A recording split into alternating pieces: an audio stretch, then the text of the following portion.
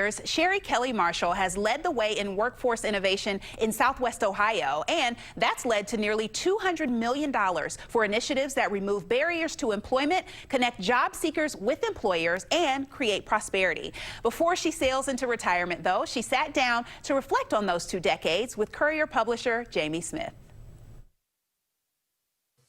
Can you briefly tell our audience what you've been doing in this role for the last 20 years? The Workforce Investment Board was started after Jobs Partnership Training Act. That was when IT first became something that employers thought they need. And then we had the Workforce Investment Act, and Obama's primary legislation in 2014 was to update the workforce to the current kinds of industry sectors that were so big. So that became the Workforce Investment and Opportunity Act. I operate the workforce board that oversees Hamilton County and the city of Cincinnati's needs for workforce development activity, everything from a 14-year-old to people that are looking for work in their 50s and 60s.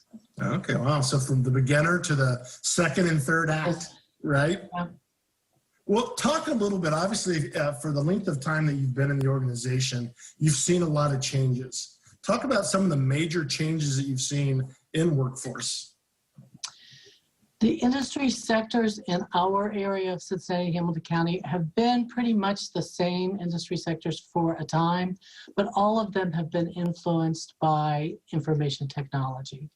So yes, manufacturing is still big in Southwest Ohio, not just Hamilton County and Cincinnati, but Southwest Ohio. But it's advanced manufacturing, it's computer driven, it's robotic activity for the movement of manufacturing items. The same with information technology. When we first got started with the Workforce Investment Act, it was all about just getting everybody to have a typewriter and a computer. Now everything is done on phone. So that's a pretty dramatic shift. And then with every industry, there's also improvements and challenges. We used to call it transportation, distribution, and logistics. Now it's called supply chain, because we don't go to the grocery store so much by ourselves anymore. We order food, we order items, we order dog food. Everything is now ordered. So that is a new mechanism that's highly interactive with each other and highly affected by information technology and marketing.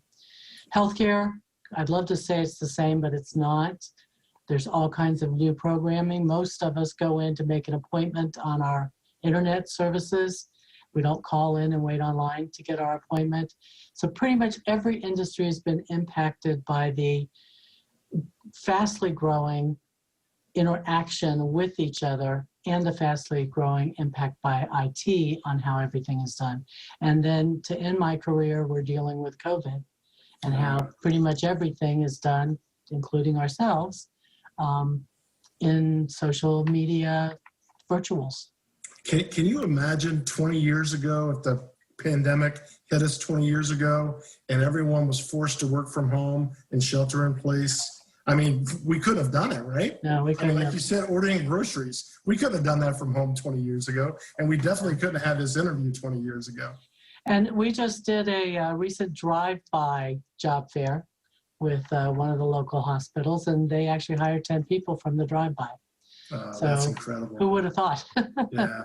Well, another thing I want to make sure we talk a little bit about is I know the Workforce Development Board has gotten a lot of local as well as national praise. You guys have had your praises sung by Jobs for Greater Cincinnatians, National Association of Workforce Boards, and the National Association of Workforce Development Professionals.